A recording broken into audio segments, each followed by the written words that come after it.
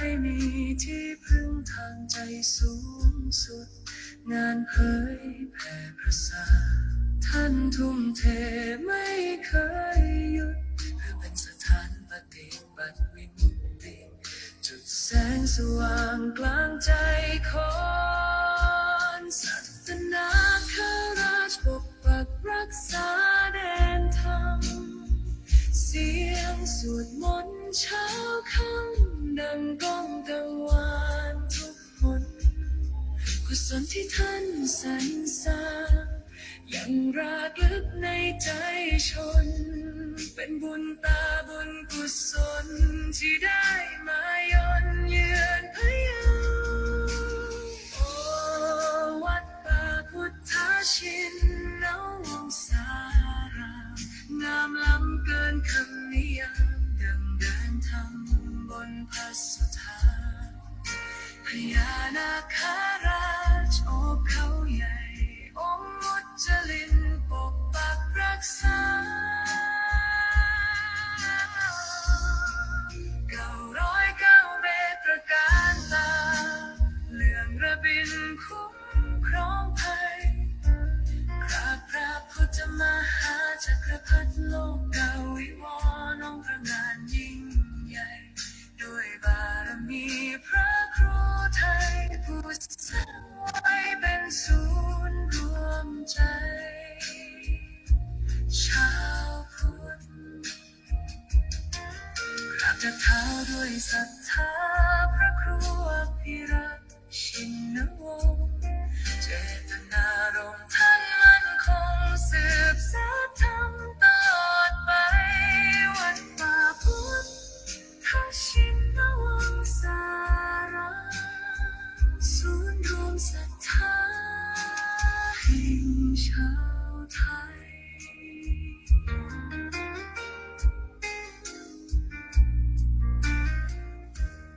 จบด้วยเสียงระฆังเบาๆกังวาน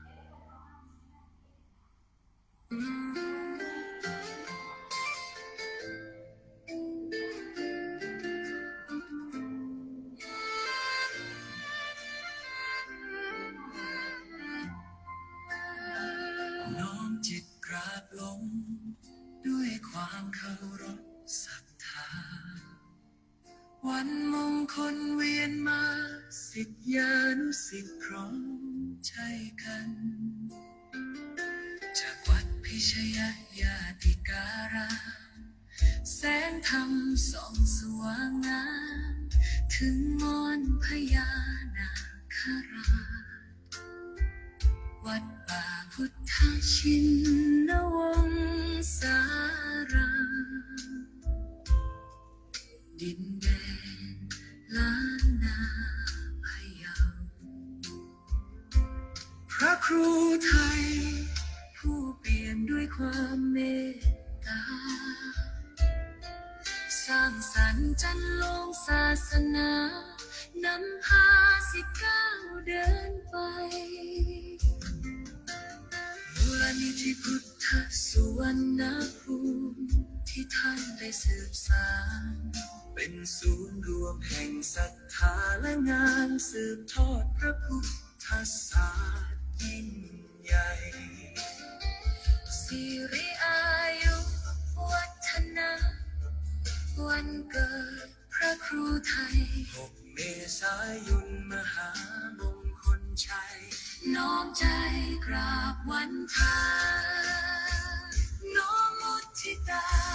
สักการะพระครูพิรักษ์ชินวงศ์ขอพระเกียรติยศดำรงพระธรรมนำใจทุกแห่งหนขอคุณพระศรีรัตนตรัยคุ้มครองและบันดาลดลให้ท่านปราศจากโรคาภัยพานชนเป็นร่มบุญของปวงชนตลอดกาลพระผู้สร้างผู้ให้ด้วยใจที่บริสุทธิ์นำพาชาวพุทธให้หลุดพ้นจากความมืดมนคำสอนและรอยยิ้มเปรียบดังน้ำทิพย์ช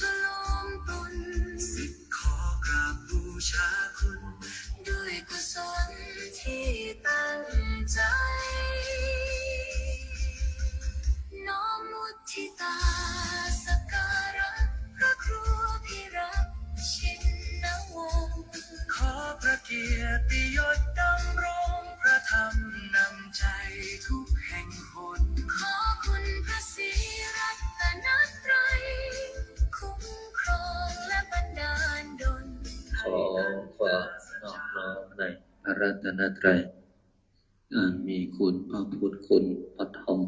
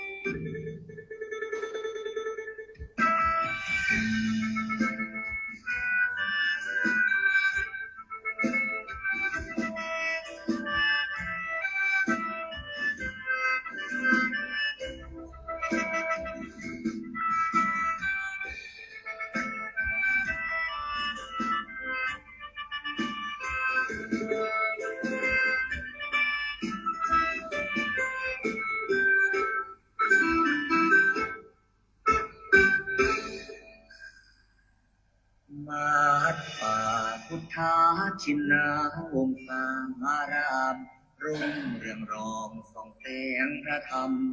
สุดเลิศล้ำผู้ถิ่นธานีผู้คนใกล้ๆรวมเติมบารมีด้วยศรัทธานำพาชีวีให้ลูกมีสุขีเรื่อยมา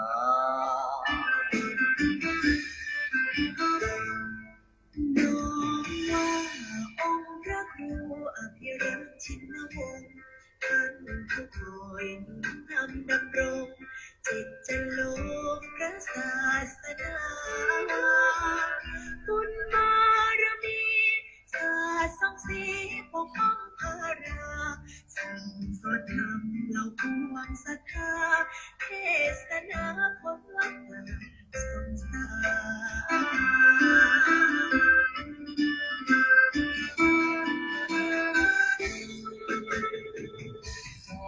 รราชันองค์มหาวชิราลงกรณ์ผู้ทรงเป็นนิมานุสรณ์คุณบอนคุณพ่อเป็นอันในวโรกาสราชาพิเศษพลังพระวันเป็นสาภารางดงามประการถวายองค์ท่านเป็นราชกุศล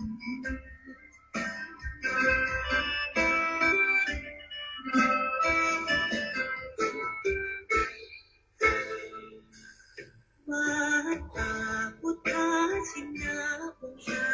รามกงไกรแส่สองเลือนามทั่วเขตขานต่างไทยยินยนต์สุดรวมจิตใจสุดเลื่อมใสในดวงกมล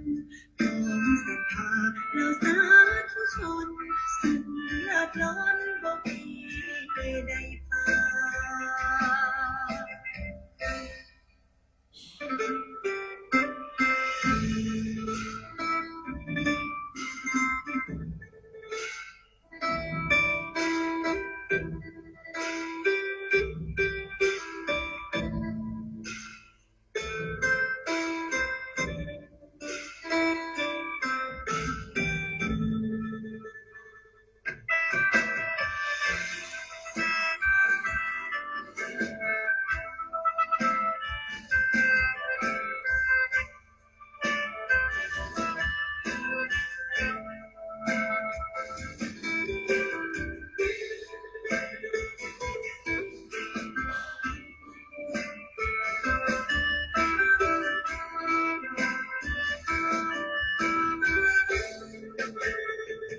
จอ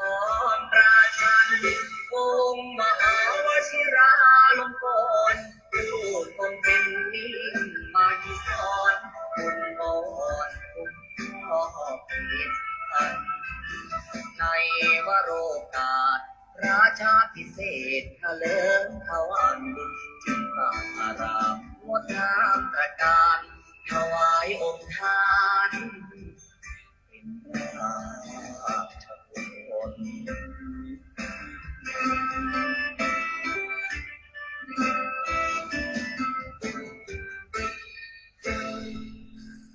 ถึงการ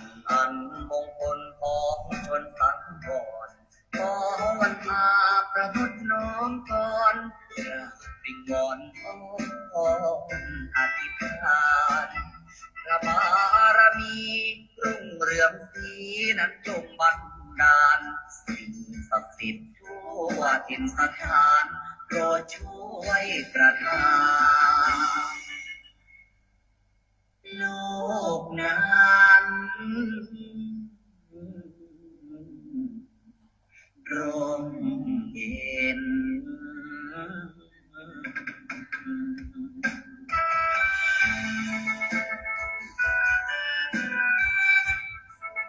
ขอน้อมน้อมในพระรัตนตรัยอันมีคุณพระพุทธคุณพระธรรมคุณพระสงฆ์ขอถวายความอาลัยในหลวงพ่อเจ้าพระคุณสมเด็จพระพุทธชินวงศ์องค์อดีตเจ้าวาดวัดพิชยญาติการามขอโอกาสและถวายความเคารพในพระมหาเถรานุเถระเพื่อนกัลยาณมิตรเพื่อนกัลยาณธรรมทุกรูปทุกท่านขอความสุขความสวัสดีจงบังเกิดมีแก่ญาติโยมญาติธรรมลูกหลานหม่อมมหาจักรพรรดิทุกท่านทุกคนที่ได้มาพร้อมจิตตั้งใจในการสวดมนต์และก็ขออนุโมทนา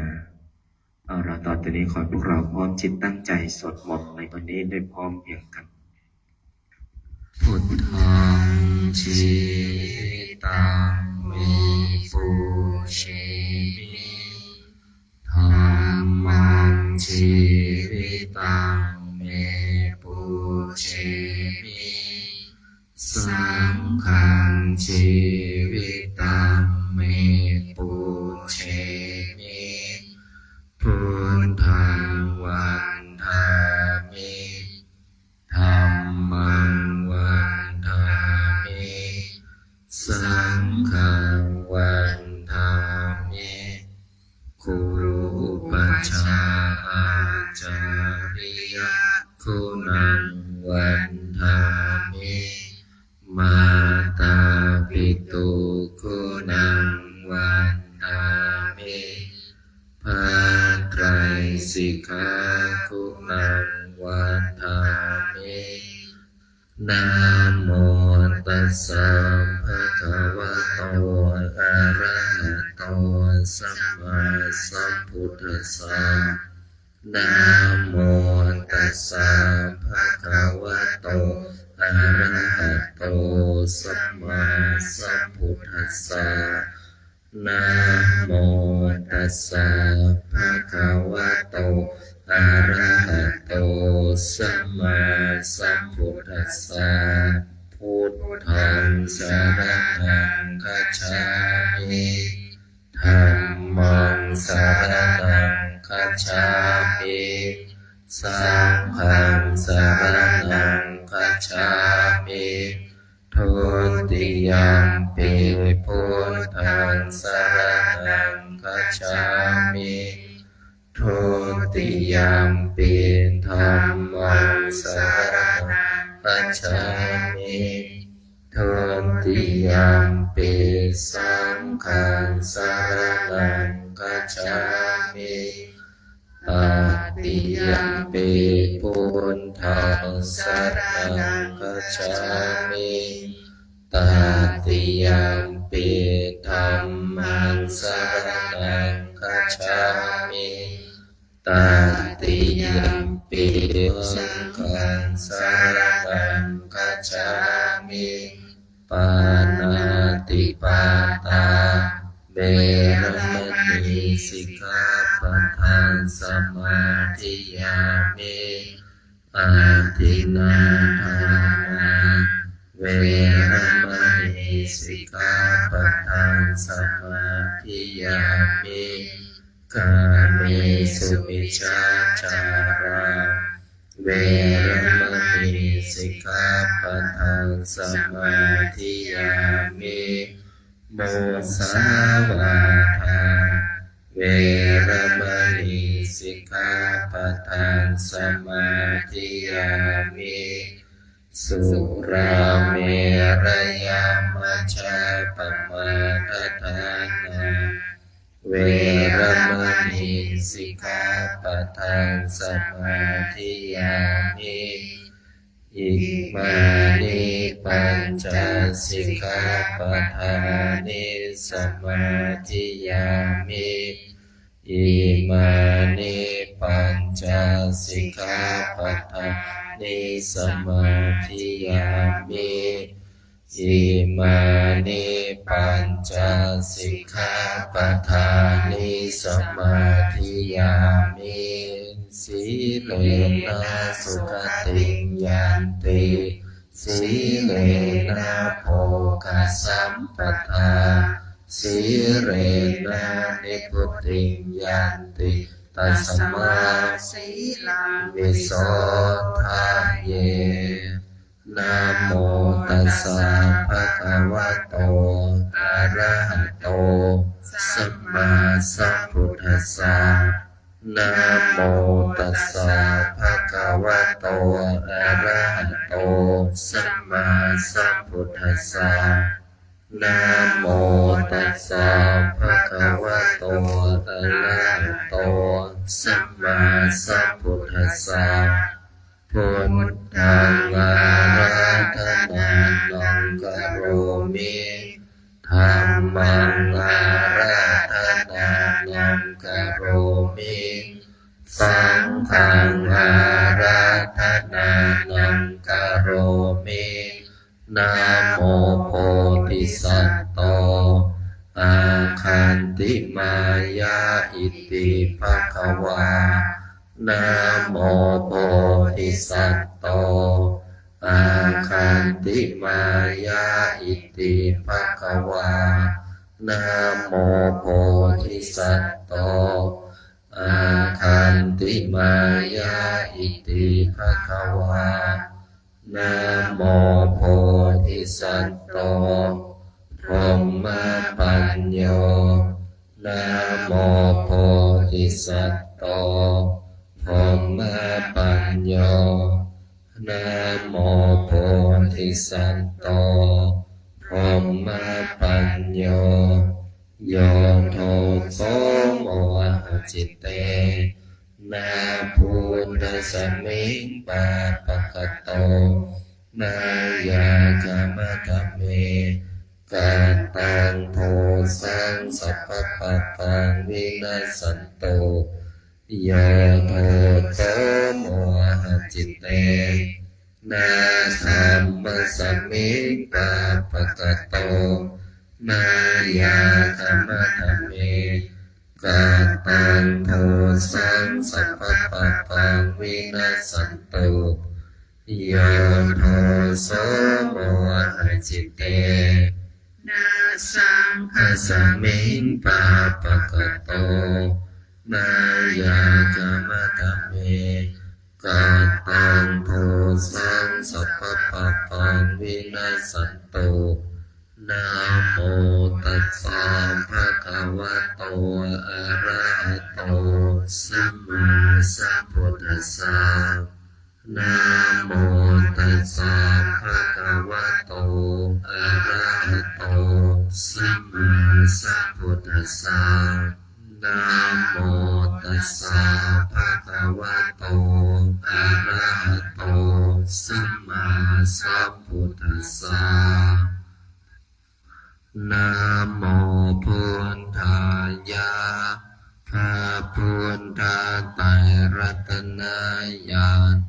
นาเนโนภะละเสสหัสสะสุธัมมาพุทโธธัมโมสังโฆยะถาพุทโมนะพุทธบูชาธัมมบูชาสังฆบูชากังขีทานังวรังคันทังสิวาริจมหาเถลังอาหังวันธามิทุระโตอาหังวันธามิธาตุโยอาหังวันธามิสัพพโต พุทธธัมมัสสังฆปูเชมินะโมพุทธายะพระพุทธไตรรัตนญาณมาเนโนปาระเสสหัสสะสุธัมมาพุทโธธัมโมสังโฆยะถาพุทโมนะพุทธบูชาธัมมบูชาสังฆบูชาอังคิทานังวะรังคันทังสิวารีจมหาเถลังอาหังวันทามิทุระโตอาหังวันทามิทาตุโย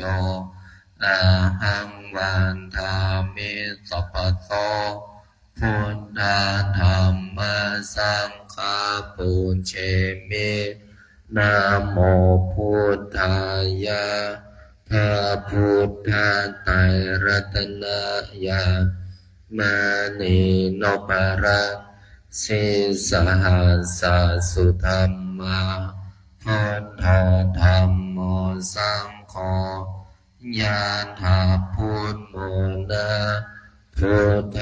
บูชาธัมมบูชาสังฆบูชา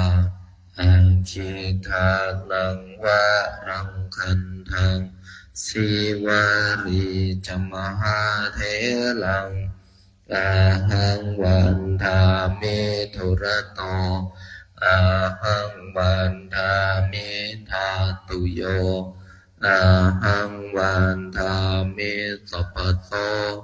พุทธธัมมัสสังฆปูเชมินะโมพุทธายะพระพุทธไตรรัตนญาณมานีโนปาระเสสหัสสะสุธัมมาพุทโธธัมโมสังโฆยะถาพุทโมนะพุทธบูชาธัมมบูชาสังฆบูชากาคิทานังวะรังคันทังสิวารีจมหาเถลังอาหังวันทามิทุระโตอาหังวันทามิทาตุโยอาหังวันทามิสัพพะโสพุทธธัมมัสสังฆปูเชมินะโมพุทธายะพระพุทธไตรรัตนญาณมานีโนปาระเสสหัสสะสุธัมมาพุทโธธัมโมสังโฆยะถาพุทโมนะพุทธบูชาธัมมบูชาสังฆบูชาอังคิทานังวะรังคันทังสิวารีจมหาเถลังอาหังวันทามิทุระโตอาหังวันทามิทาตุโยอาหังวันทามิสัพพะโตพุทธธัมมัสสังฆปูเชมินะโมพุทธายะ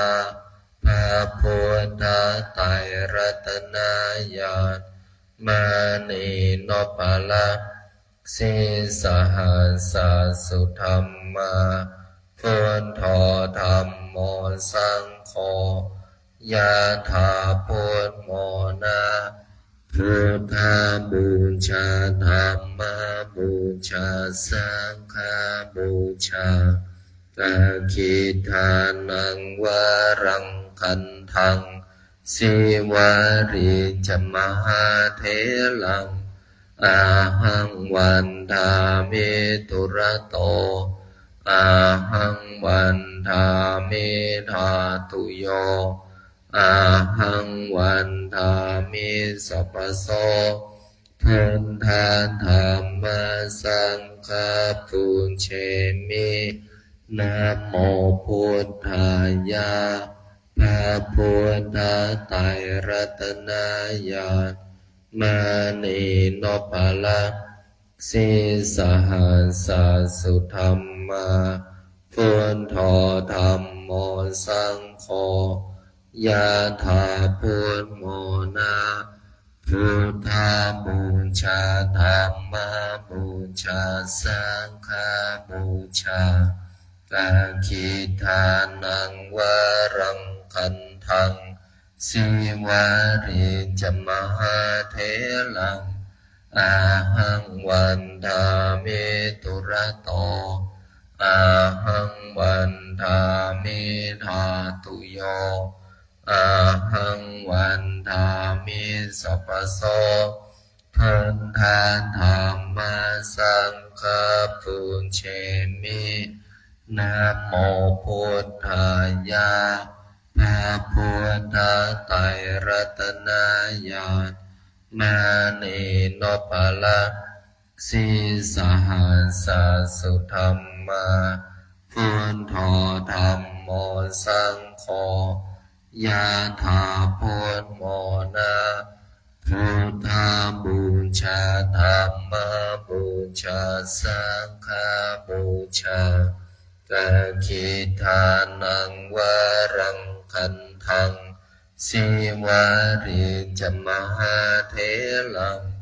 อาหังวันทามิตุระโตอาหังวันทามิธาตุโยอาหังวันทามิสัพพโสพุทธาธรรมสังฆปุญเชมินะโมพุทธายะพระพุทธไตรรัตนญาณมานีโนปะละ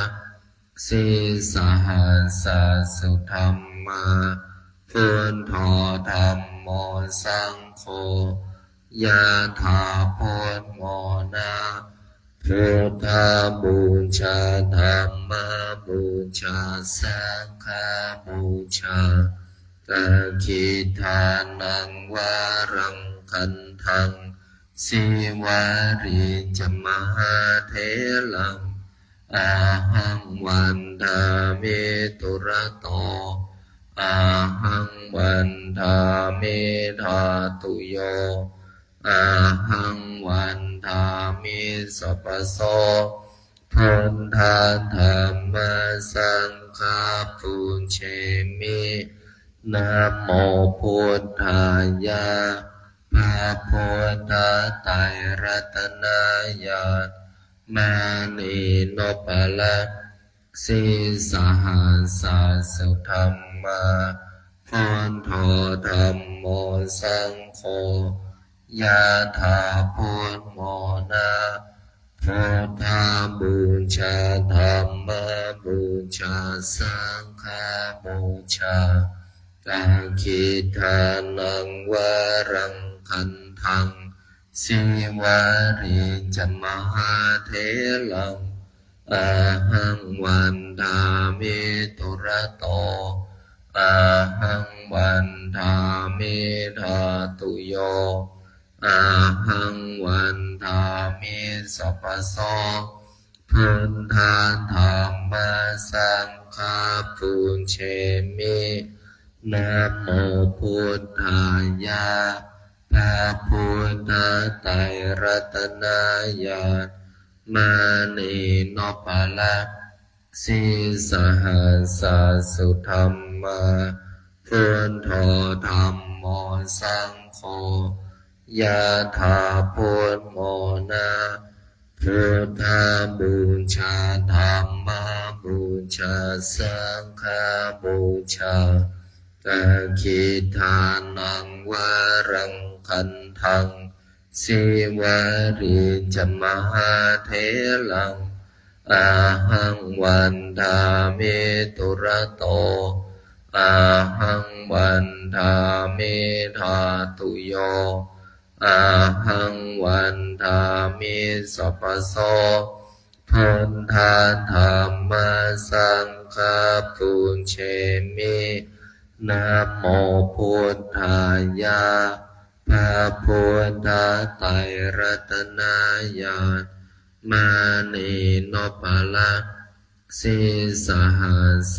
สุธรรมาพุทโธธัมโมสังโฆยะถาพุทโมนาพุทธบูชาธัมมาบูชาสังฆบูชากาคิทานังวารังคันทังสิวาริจมหาเถลังอาหังวันทามิตุระโตอาหังวันทามิธาตุโยอาหังวันทามิสัพพโสพุทธาธัมมาสังฆาปุญเชมินะโมพุทธายะพระพุทธไตรรัตนญาณมานีโนปะละสิสหัสสุธรรมาพุทโธธัมโมสังโฆยะถาพุทโมนาพุทธบูชาธัมมาบูชาสังฆ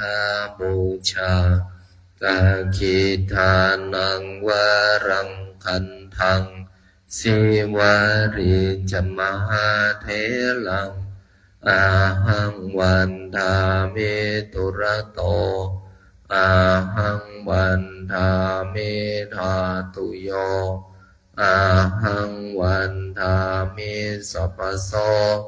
พุทธาธัมมาสังฆาปุญเชมินะโมพุทธายะพระพุทธไตรรัตน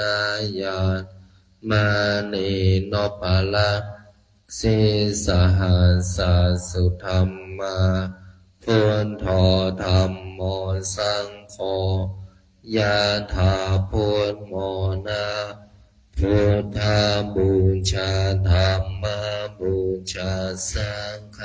บูชากาคิทานังวารังคันทังสิวาริจมหาเถลังอาหังวันทามิตุระโตอาหังวันทามิธาตุโยอาหังวันทามิสัพพโสพุทธาธัมมาสังฆาปุญเชมินะโมพุทธายะพระพุทธไตรรัตนญาณมานีโนปะละสิสหัสสุธรรมาพุทโธธัมโมสังโฆยะถาพุทโมนาพุทธบูชาธัมมาบูชาสังฆบูชากาคิทานังวารังคันทังสิวาริจมหาเถลังอาหังวันทามิตุระโตอาหังวันทามิธาตุโยอาหังวันทามิสัพพโสพุทธาธัมมาสังฆาปุญเชมินะโมพุทธายะพระพุทธไตรรัตนญาณมานีโนปะละสิสหัส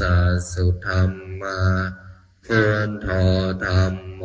สังโฆยะถาพุทโมนาพุทธบูชาธัมมาบูชาสังฆบูชากาคิทานังวารังคันทังสิวาริจมหาเถลังอาหังวันทามิตุระโตอาหังวันทามิธาตุโยอาหังวันทามิสัพพโสพุทธาธัมมาสังฆาปุญเชมิ นะโมพุทธายะพระพุทธไตรรัตนญาณมณีนพลักษ์สีสหัสสุธรรมาพุทโธธรรมโมสังโฆยะถาพุทโมนะ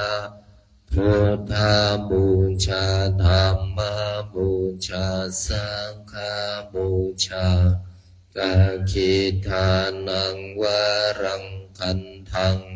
สิวาริจมหาเถลัง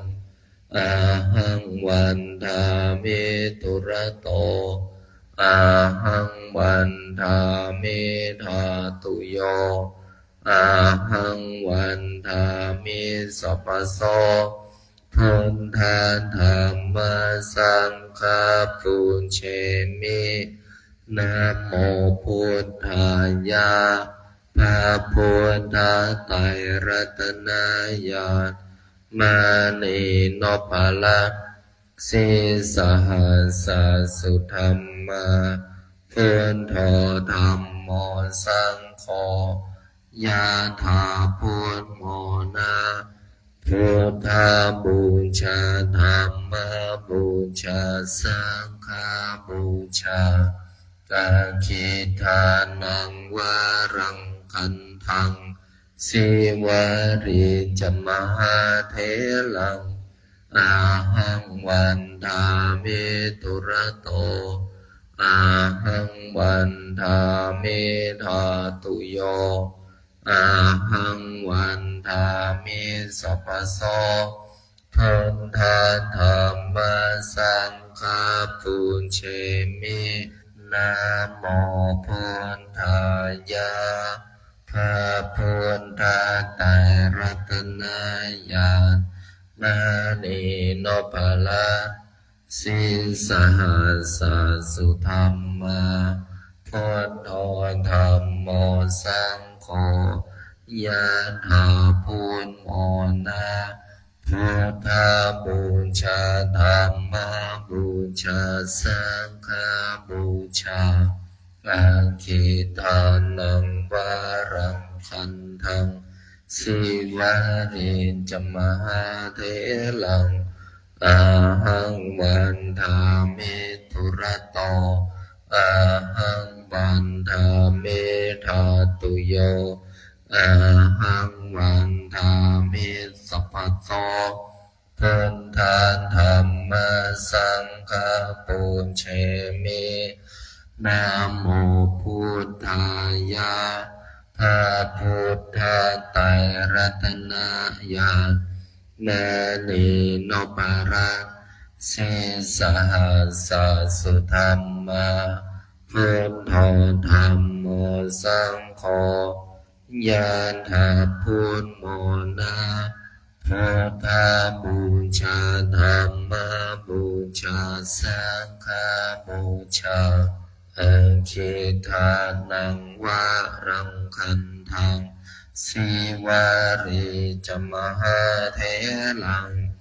อาหังวันทามิตุระโตอาหังวันทามิธาตุโยอาหังวันทามิสัพพโสพุทธาธรรมสังฆปุญเชมินะโมพุทธายะพระพุทธไตรรัตนญาณมณีนพลักษ์สีสหัสสุธรรมาพุทโธธรรมโมสังโฆยะถาพุทโมนะพุทธาบูชาธรรมบูชาสังฆบูชาอาคิทานังวารังคันทังสิวาริจมหาเถลังอาหังวันทามิตุระโตอาหังวันทามิธาตุโยอาหังวันทามิสัพพโสพุทธาธรรมสังฆปุญเชมินะโมพุทธา นายาณมานีโนภาละสิสหัส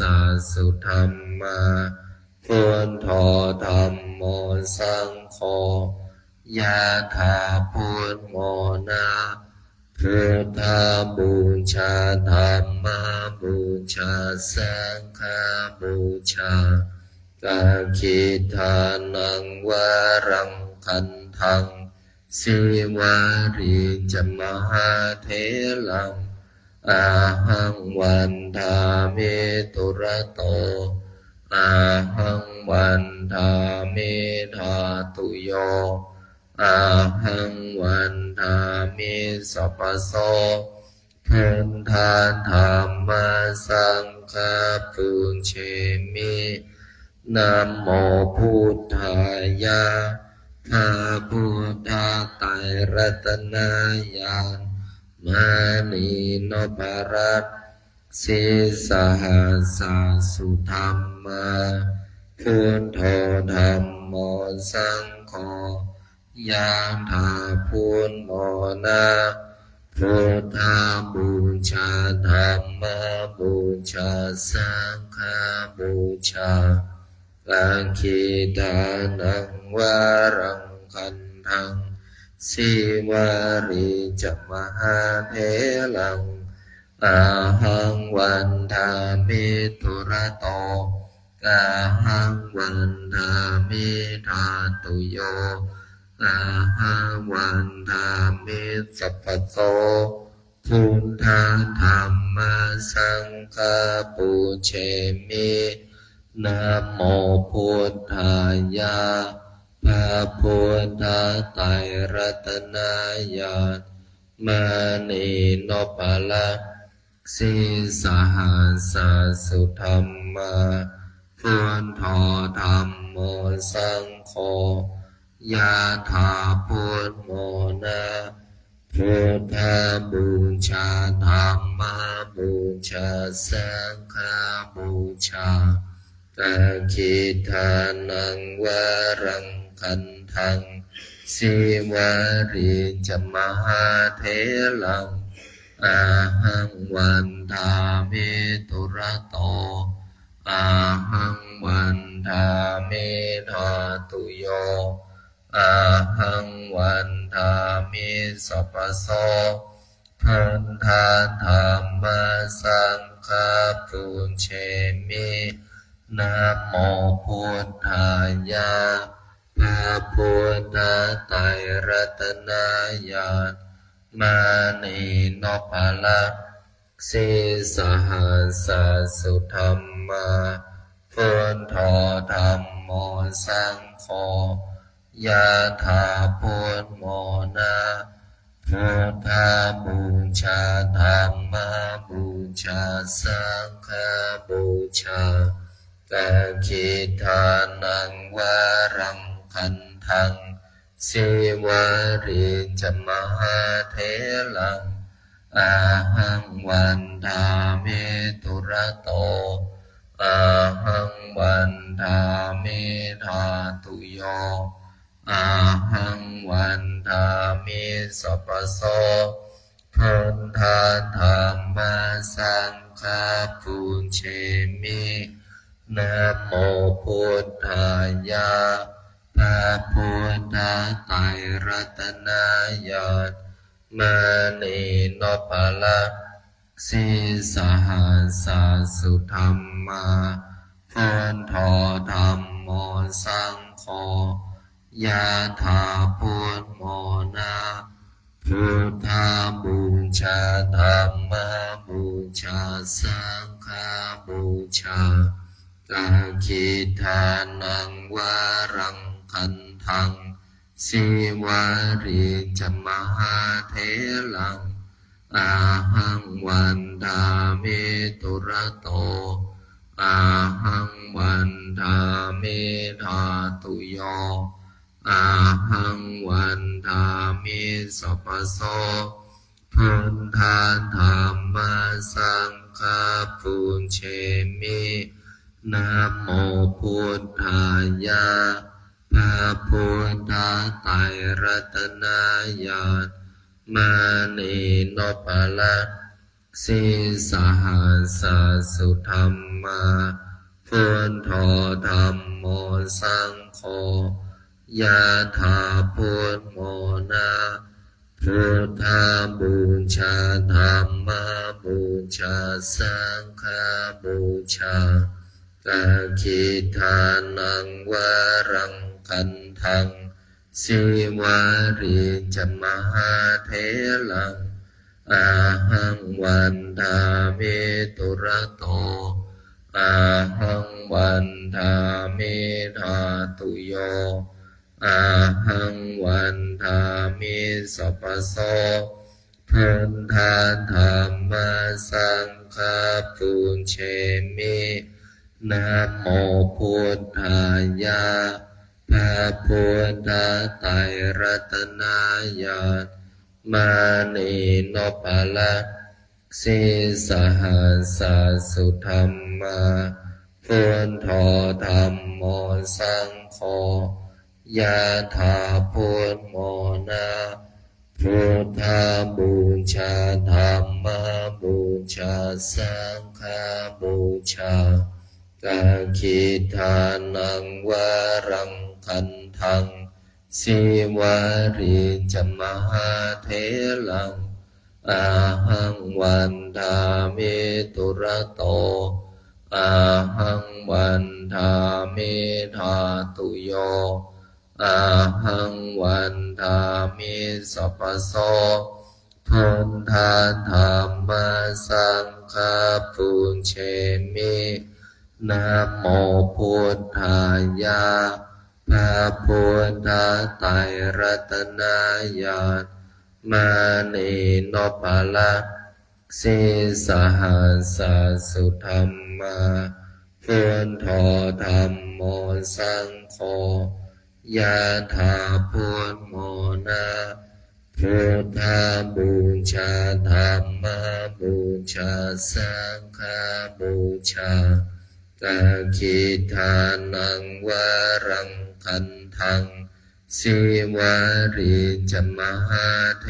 ลังอาหังวันทามิตุระโตอาหังวันทามิธาตุโยอาหังวันทามิสัพพโสพุทธาธรรมสังฆปุญเชมินะโมพุทธายะพระพุทธไตรรัตนายาณ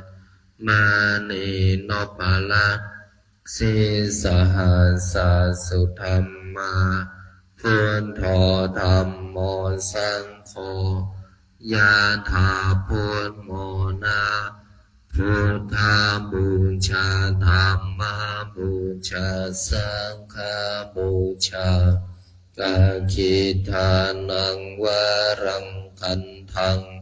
สิวาริจมหาเทลัง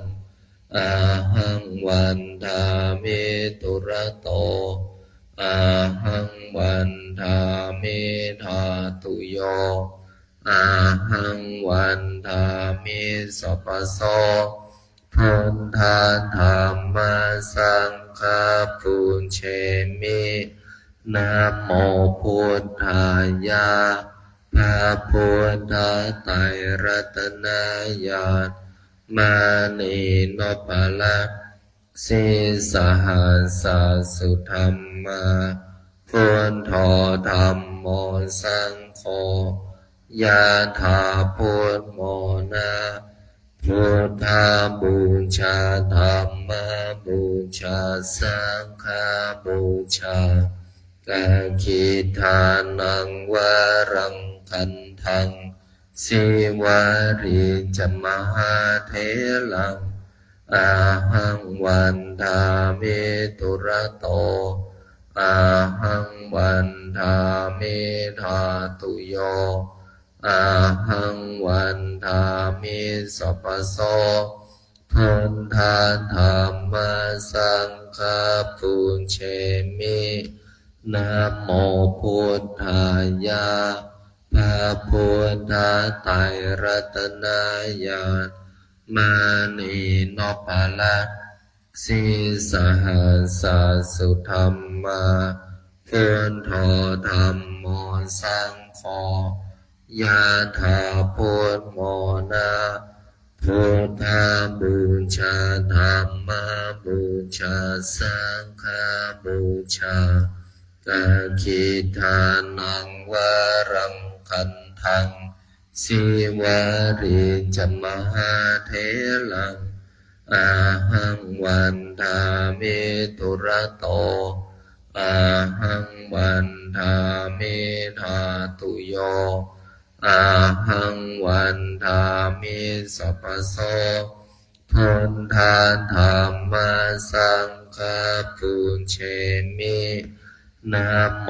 พุทธายะพระพุทธไตร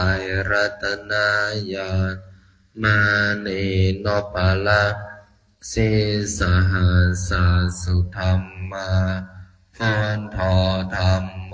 สังโฆยะถาพุทโมนาพุทธาบูชาธรรม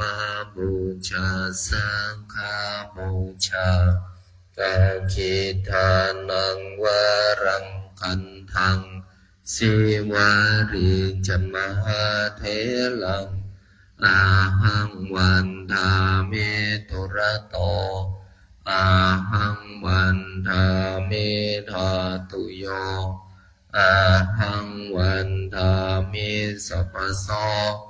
พุทธาธัมมาสังฆาปุญเชมินะโมพุทธายะพระพุทธไตรรัตนายาณมานีโนปาละสีสหัส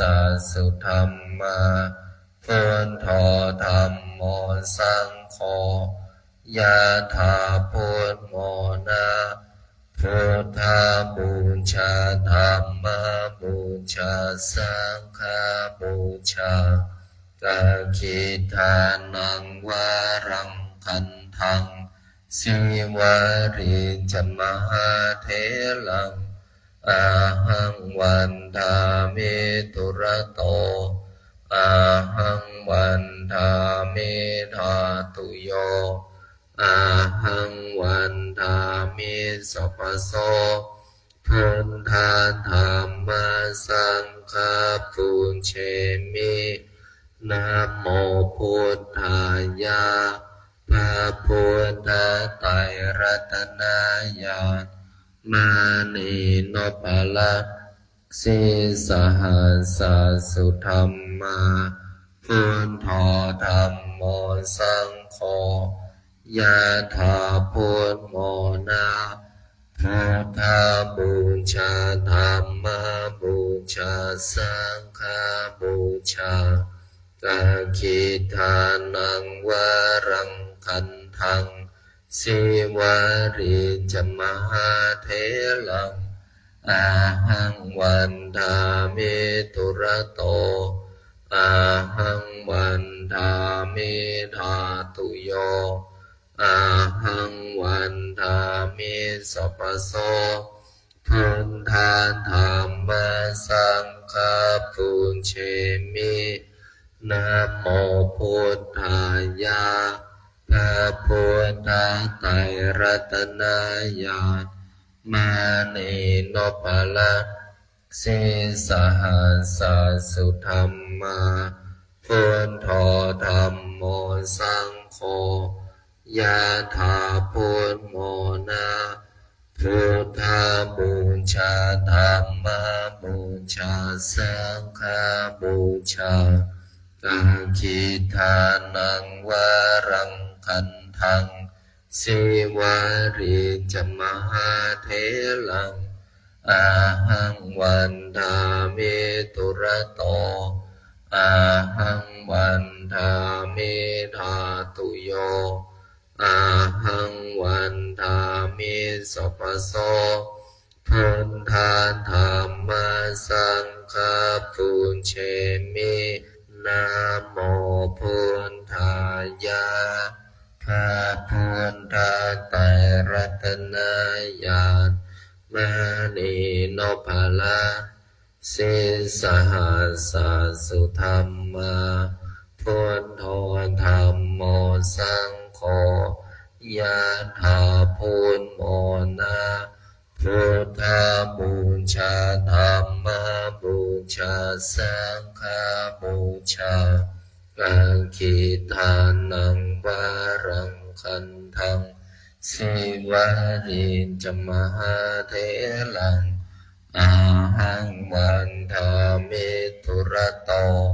อาหังวันทามิทาตุโยอาหังวันทามิสัพพะโตพุทธาธัมมาสังฆาปุญเชมินะโมพุทธายะพระพุทธไตรรัตนญาณ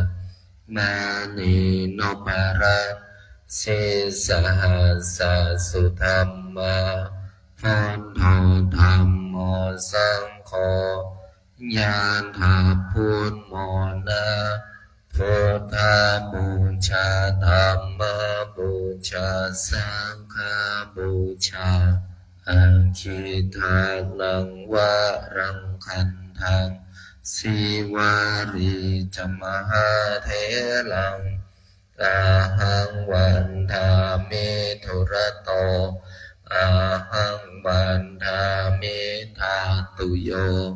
อาหังวันทามิสัพพะโต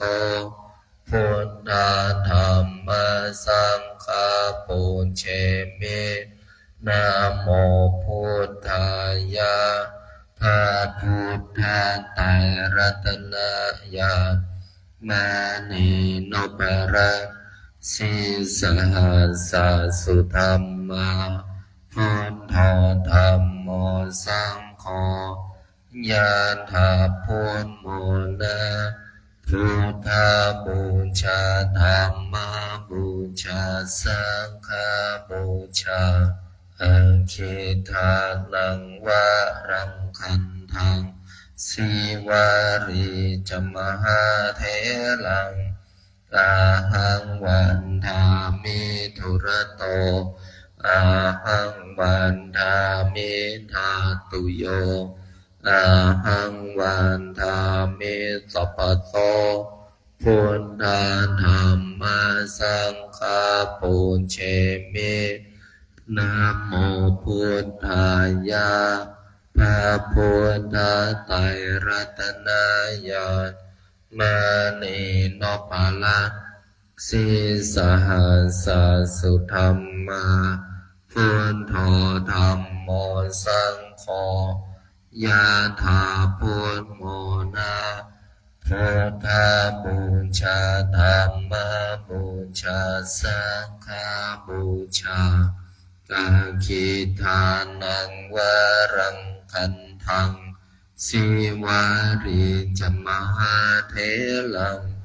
อาหังวันทามิทุระโต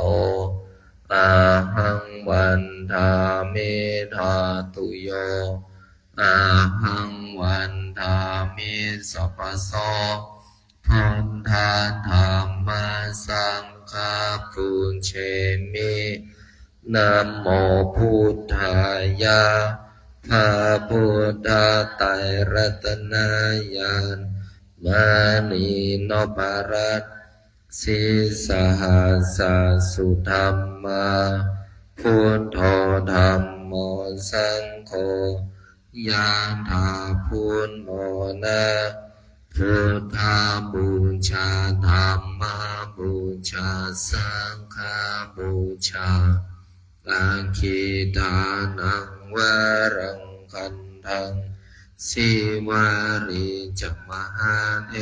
ลังอาหังวันทามิทุระโตอาหังวันทามิทาตุโยอาหังวันทามิสัพพะโตพุทธาธัมมาสังฆาปุญเชมินะโมพุทธายะพระพุทธไตรรัตนญาณมานีโนภารัต สิสหัสสุธรรมาพุทโธธัมโมสังโฆยะถาพุทโมนาพุทธาบูชาธัมมาบูชาสังฆาบูชากะขิทานังวารังคันทัง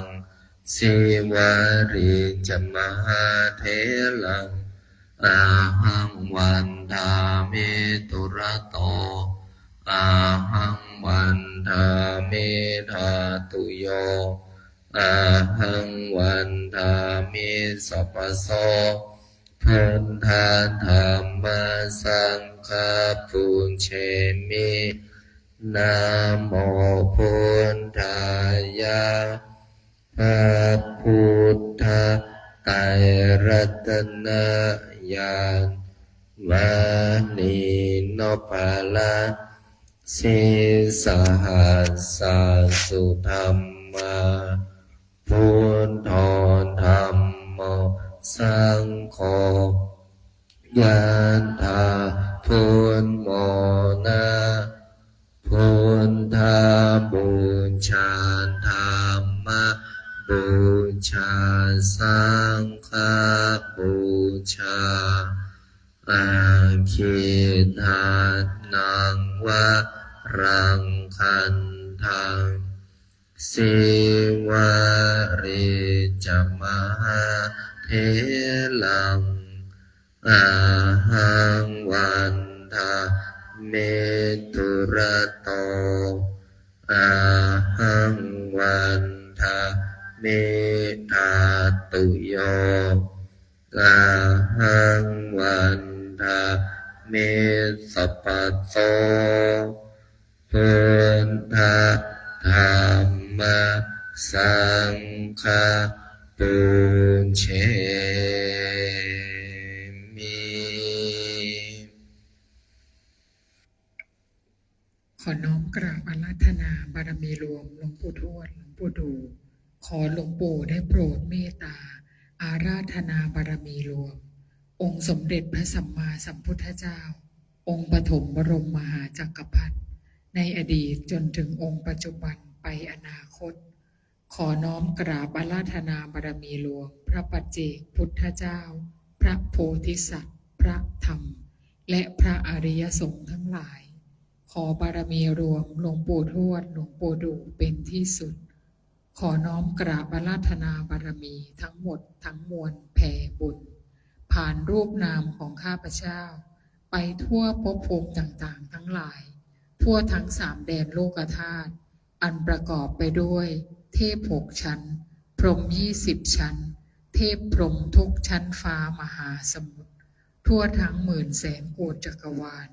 เทพพรหมเทวาที่เกี่ยวพันเกี่ยวข้องกับหลวงปู่ทวดหลวงปู่ดูหลวงตามาพระอาจารย์พระครูไทยเทพพรหมเทวาที่เกี่ยวพันเกี่ยวข้องกับหลวงพ่อเจ้าประคุณสมเด็จพระพุทธชินวงศ์องค์อดีตเจ้าอาวาสวัดพิชัยญาณเทพพรหมเทวาที่เกี่ยวพันเกี่ยวข้องกับข้าพเจ้าโดยตั้งแต่อดีตจนถึงปัจจุบันและอนาคตท่านปู่พระอินทร์เจ้าฟ้าท่านท้าวจตุมหาราชทั้งสี่พญายมราชพร้อมบริวารพระศรีสยามเทวาธิราชทุกพระองค์วีรกษัตริย์วีรบุรุษวีรสตรีทั้งหลายที่คอยปกป้องรักษาแผ่นดินสยามเหล่าทหารกล้าทั้งหลายโอปาติกะทั้งหลายพระฤาษีและดาบททั้งหลายศาลเจ้าพ่อหลักเมืองทุกจังหวัดพระเสื้อเมืองพระทรงเมืองพระสยามเทวาธิราชแม่พระธรณีแม่พระคงคาแม่พระโพธิ์ศพพญายมราชพร้อมบริวารองค์พระกสิทธิคันมหาโพธิสัตว์เจ้าพญาครุฑพญานาคพร้อมบริวารองค์ปู่ท้าวเวสสุวรรณพร้อมบริวารเจ้าที่เจ้าทางเจ้าปู่แสงจันทร์เจ้าย่ามณีจันทร์พร้อมบริวารองค์เสด็จปู่พญางูเผือกพร้อมบริวารองค์ปู่สัตตนาคราชพญามุจลินพร้อมบริวาร องค์เจ้าปู่เจ้าย่านาคีนาคาทั้งสี่ตระกูลทั้ง9พระองค์พร้อมบริวาร องค์ปู่สุวรรณนาคราชแผ่ไปยังองค์ปู่วิรูปโขนาคราชเจ้าย่านพเกตนาคินีพร้อมบริวาร องค์ปู่ทุมสิขีนาคราชพระแม่โสมานาคเทวี เจ้าย่าจามทีวีพร้อมบริวาร องค์การนาคราช องค์วาสุกรีนาคราช องค์นันโทปนันทะนาคราช องค์พ่อขุนงำเมือง องค์พ่อขุนเจืองธรรมมิคราชพร้อมบริวาร คนทัน ชาวป่าหิมพานต์ชาวลับแลและชาวเมืองบางบททั้งหลาย สิ่งศักดิ์สิทธิ์ในสถานที่อันศักดิ์สิทธิ์ทั้งหลาย ที่ข้าพเจ้าได้เคยไปอธิษฐานไว้ ขอหลวงปู่ดูได้โปรดเมตตา น้อมนำท่านทั้งหลาย มาร่วมโมทนาพร้อมกันกับพวกข้าพเจ้าณการณบัดนี้ น้อมหลวงปู่แผ่บุญ ผ่านรูปนามของข้าพเจ้า ไปยังทุกรูปลักษณ์ที่อยู่ในวัดป่าพุทธชินวงศารามแห่งนี้ รูปลักษณ์หลวงปู่ รูปลักษณ์พุทธธรรมสังฆะและรูปลักษณ์เทพพรหมเทวาทั้งหมด แผ่ไปไม่มีประมาณ ไม่มีกลางวัน ไม่มีกลางคืน แผ่ไปอัตโนมัติตลอดการเวียนว่ายตายเกิดของข้าพเจ้าทุกภพทุกชาติ น้อมหลวงปู่เมตตา ครอบวิมานแก้ว ตั้งกองบุญ ตั้งเจดีย์บุญ ไว้ที่แห่งนี้ ให้ใครก็ตามที่มาขอพร มาอธิษฐาน ขอหลวงปู่เมตตา ให้ทุกรูปทุกนามสมปรารถนาในสิ่งที่อธิษฐาน จนถึงที่สุดของคำอธิษฐานคำปรารถนา ขอน้อมกำลังหลวงปู่สถิตในดวงจิตของข้าพเจ้า ขอน้อมกำลังจักรพรรดิสถิตในดวงจิตของข้าพเจ้า ขอน้อมสมบัติจักรพรรดิจงบังเกิดขึ้นแก่ข้าพเจ้า และผู้ที่ช่วยเหลือเกื้อกูลข้าพเจ้า ให้มีความคล่องตัวในการสวดมนต์ใต้ฐานหลวงปู่ดูแห่งนี้ และคล่องตัวทั้งทางโลกและทางธรรม ตลอดจนถึงญาติธรรมที่น้อมโมทนาสาธุบุญกับข้าพเจ้าในการสวดมนต์ใต้ฐานหลวงปู่ดูแห่งนี้ นับตั้งแต่วินาทีนี้เป็นต้นไป จนกระทั่งถึงที่สุดของคำอธิษฐานคำปรารถนา ขอน้อมโมทนาสาธุบุญกับผู้ที่มีส่วนในการร่วมสร้างวัดป่าพุทธชินวงศารามแห่งนี้ทุกบุญ ขอน้อมโมทนาสาธุในบุญกับพระอาจารย์พระครูไทย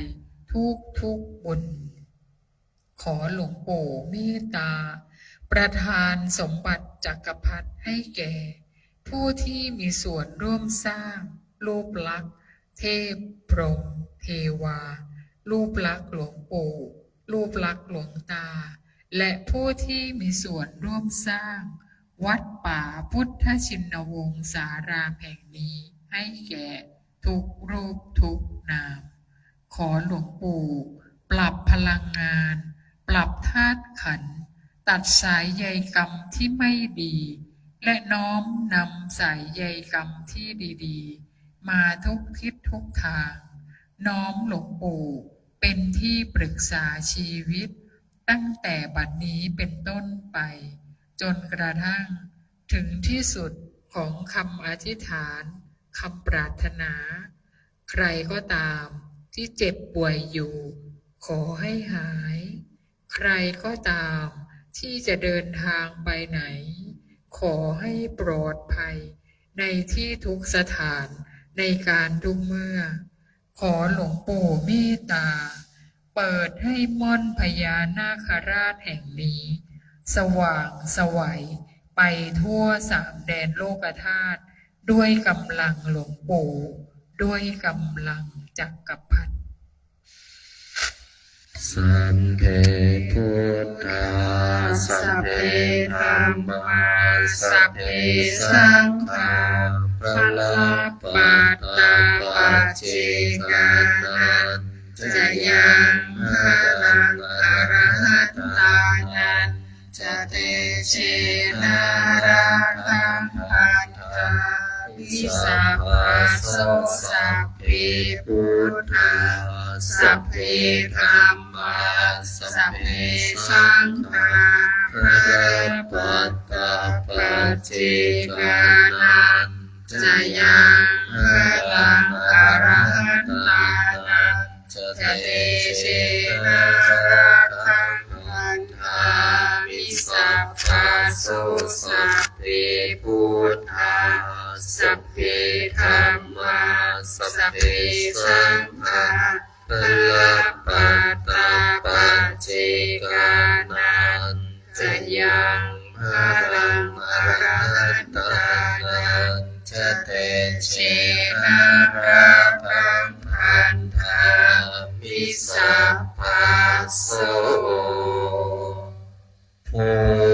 ทธังอภิธามิธัมมังอภิธามิสังฆังอภิธามิ ขออำนาจบุญกุศลที่เกิดจากการสวดมนต์บทมหาจักรพรรดิบุญใดกุศลใดที่สำเร็จแล้วจงประสิทธิประทานพรให้ลูกหลานมนต์มหาจักรพรรดิทุกท่านทุกคนจงมีแต่ความสุขความเจริญนึกคิดทำปรารถนาสิ่งใดขอให้สิ่งนั้นพันสำเร็จสมความปรารถนาทุกประการอีกทั้งขอให้ทุกคนอย่าอดอย่าอยากอย่ายากอย่าจนให้มั่งให้มีให้ร่ำให้รวยมีเงินมีทองเหลือกินเหลือเก็บเหลือใช้มีสุขภาพร่างกายที่แข็งแรงมีอายุขัยที่ยืนยาวถึง100 ปีทุกท่านทุกคนเทิน สา ขออนุโมทนาข้าพระพระรัตนตรัยได้พร้อมเพรียงกัน